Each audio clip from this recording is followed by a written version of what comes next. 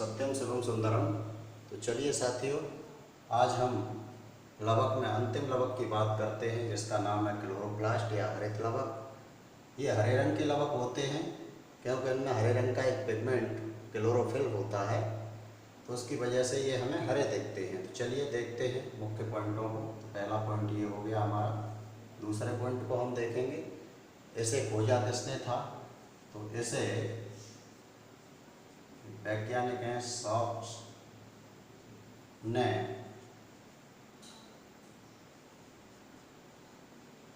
खोजा तथा सिम्पर ने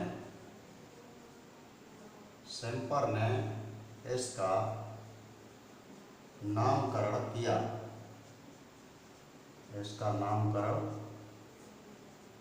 किया। कई बुक्स में आपको इसके खोजकर्ता सिम्पर भी लिखे मिल जाएंगे।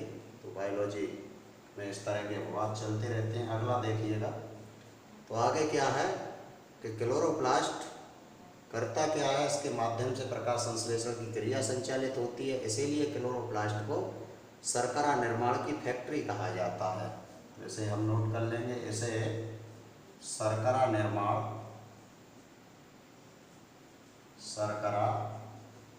निर्माण की फैक्ट्री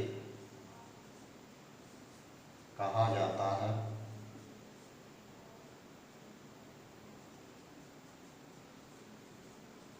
ठीक है, तो इसको क्योंकि इसके माध्यम से हम सब जानते हैं कि प्रकाश संश्लेषण क्रिया में जल, कार्बन डाइऑक्साइड, क्लोरोप्लास्ट और सनलाइट की सहायता से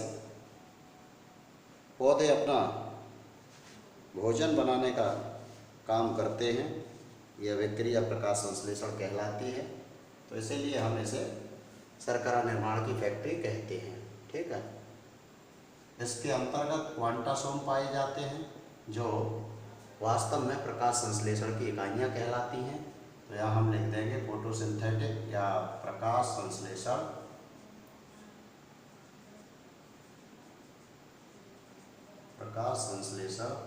की इकाई क्वांटासोम कहलाती है। या हम ये कहें कि क्वांटासोम को प्रकाश संश्लेषण की इकाई कहा जाता है। ठीक है, और ये कोशिकांग द्विकला युक्त कोशिकांग, डबल लेयर कोशिकांग है। तो यह द्विकला युक्त कोशिकांग है। इसमें डीएनए पाया जाता है, खुद का डीएनए होता है, माइटोकॉन्ड्रिया की तरह डीएनए पाया जाता है। इसलिए इसे स्वशासित कोशिकांग कहा जाता है।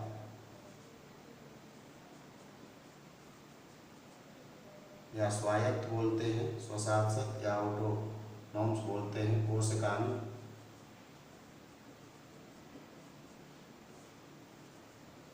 कहते हैं।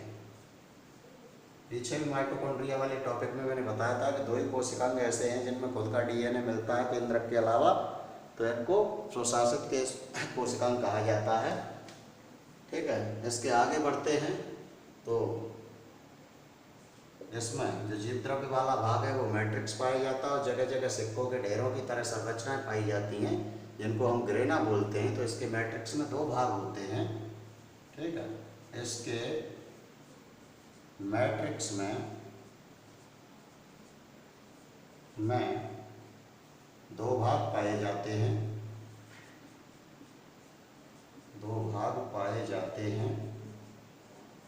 कौन कौन से ये भाग हैं?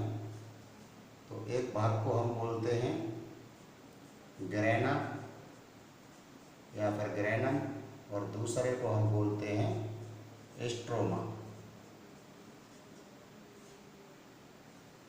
ठीक, तो इसे हम बोलते हैं स्ट्रोमा। ग्रेना जो है उसमें प्रकाश संश्लेषण की क्रिया चलती है और स्ट्रोमा में अंधकार की क्रिया चलती है, अंधकार में अभिक्रिया होती है। आगे हम नोट कर लेंगे प्रकाश संश्लेषण की अभिक्रिया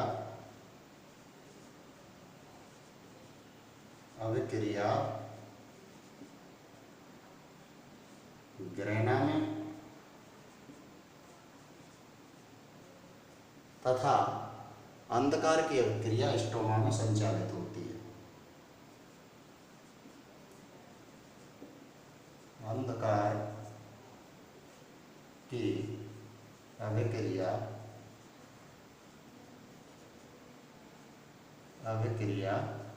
स्ट्रोमा में संचालित होती है।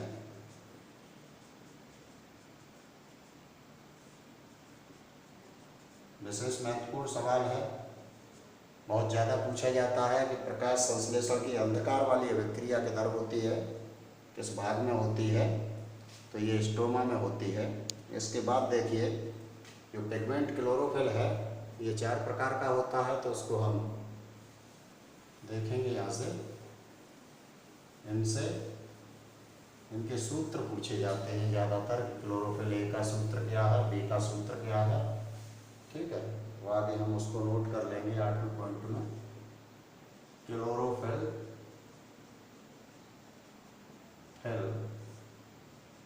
ए का सूत्र, ठीक है, तो क्लोरोफिल ए का सूत्र क्या है आपका, तो ये रहता है C55, ठीक है, H72O5, ठीक, N4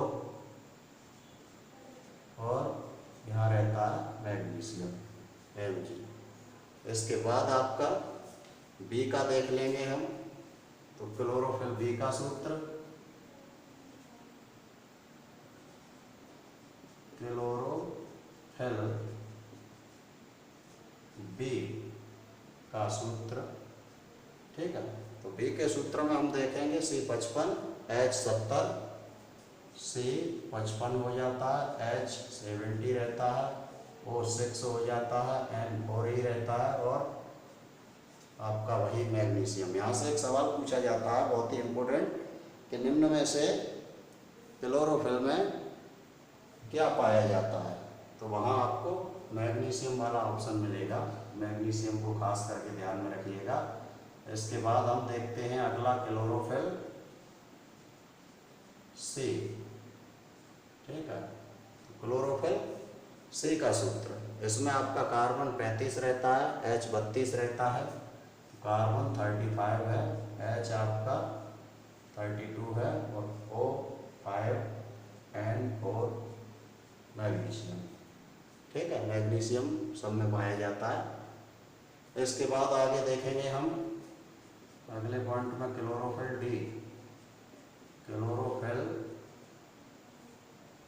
डी का फॉर्मूला, ठीक है, तो ये रहता है C54 H70 64, C54 H70 O6 N4, ठीक है, और आपका मैग्नीशियम।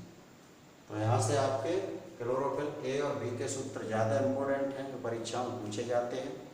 तो ये आप आज के टॉपिक में हमारा क्लोरोप्लास्ट या हरित लवक के बारे में था।